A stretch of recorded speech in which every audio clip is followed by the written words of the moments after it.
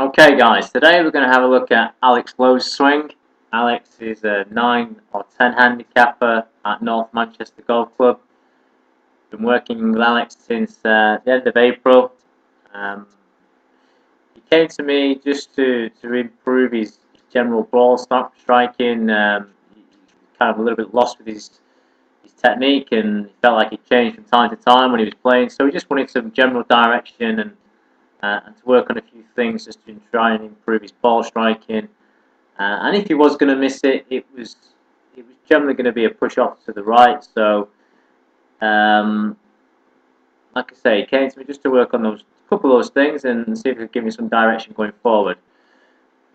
So this, I mean, the swings here, one's an iron and one's a wood, but it doesn't really matter. I teach the same sequence as I do for hitting a 7 or a 6 iron as I do for driver. The driver will be just obviously a little bit more exaggerated than it would be for an iron, but very similar movements. So we can still use them both as an analysis or a comparison. The one on the left is his before swing. The one on the right is his new swing, which was taken on the 22nd of September or so. So I'll run you through them both and see, let you have a look at the differences. So set up first of all. The one on the left here, we'll just run through this and give you a bit of a recap. The setup itself is not too bad. Maybe the shaft is leaning a bit too far in front of the iron here, but in general not too bad.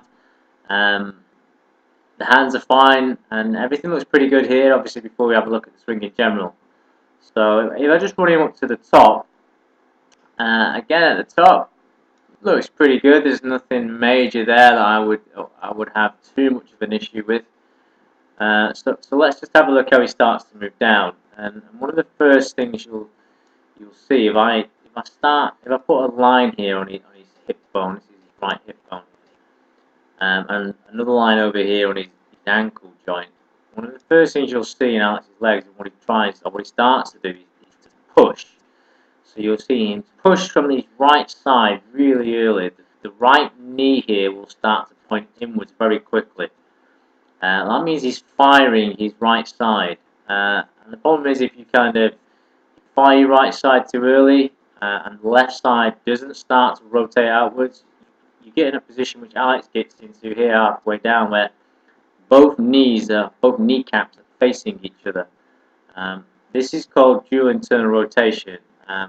If you stick both kneecaps in together, you can kind of do this at home, and then try and turn your pelvis. It becomes really difficult. So what this does is start to stall the lower body. Generally what it leads to in most golfers is exactly what Alex does here, which is a bit of a slide. If the lower body stalls out, then obviously he's going to slide to support the arms and the hands, which are now going to be providing the power in the golf swing. Your rotational power comes from your pelvis and your lower spine here. And if you stop it from rotating, which Alex is doing here, then obviously the arms and the hands are going to take over. What you'll see him do here, obviously, is to keep on sliding. As he hits the ball, you'll see the legs go very, very quiet.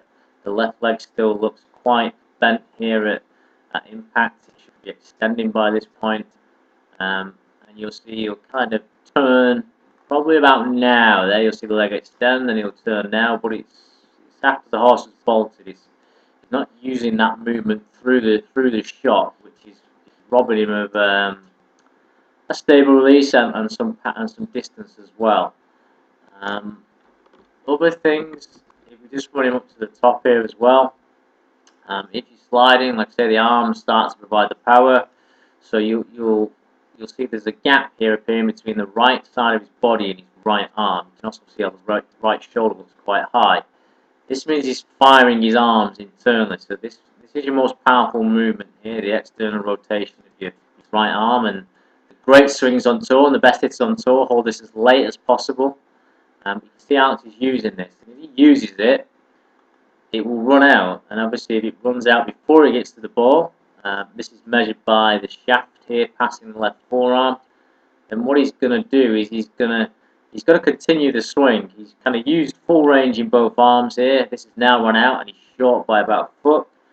And what you'll see the right hand here do now is start to flex climb over the top of the shaft. So you see this kind of flip release, and obviously what we call a stall in the legs. So not that it's a horrific movement, it's just simply has more timing issues and robs Alex of some distance here through the shot. You know, this type of release here where he's rolling the right hand quite hard over the left here would definitely be a high rate of closure and probably some fat shots as well as shots off to the right. And if he started rolling the hands excessively, he could start hooking it off to the left as well. So what we're going to try and do is try and stabilize this movement here through impact, just so we can then pay attention to working these legs. So back to the top, the swing over here on the right, like I said, is a new one. Set up, the first thing we did was we started to move Alex's hands. If I give him a stronger grip, it just means he's got less to do during impact. And when you see the right hand climbing over the top of the club like this, a stronger grip will help reduce that, and that's what we're trying to do. Less twisting that has to go on with a stronger grip. Majority of players on tour now using a strong grip. There's far more evidence to suggest that stronger grip gives you benefits rather than hinders you, which most people or most coaches will tell you. Just look at some of the best hitters on tour, you'll probably be actually quite shocked where the hands are. This just simply means it makes the swinging the club a little bit simpler. If I swing Alex up to the top, and his legs, you know, we've talked about his legs here, he's possibly got his legs just a little bit too wide. The reason why we're doing this is just so he can feel his hips a little bit easier. Probably won't stay here long term. Up to the top, and this is where you're going to start to see some of the changes. Now, we haven't worked on Alex's pushing and sliding here in his legs, so he's still going to do that. You can see him pushing quite hard off the right, especially now he's got a driver, you can see it exaggerated. You can see how both kneecaps face inwards and the legs look like they're just going to stall as he comes down. But the good work comes in the upper body and in the release area, where if you go back to the right arm move here, where there is daylight between his right side of his body and his right arm, he's now reduced that gap. You can see that gap has pretty much disappeared.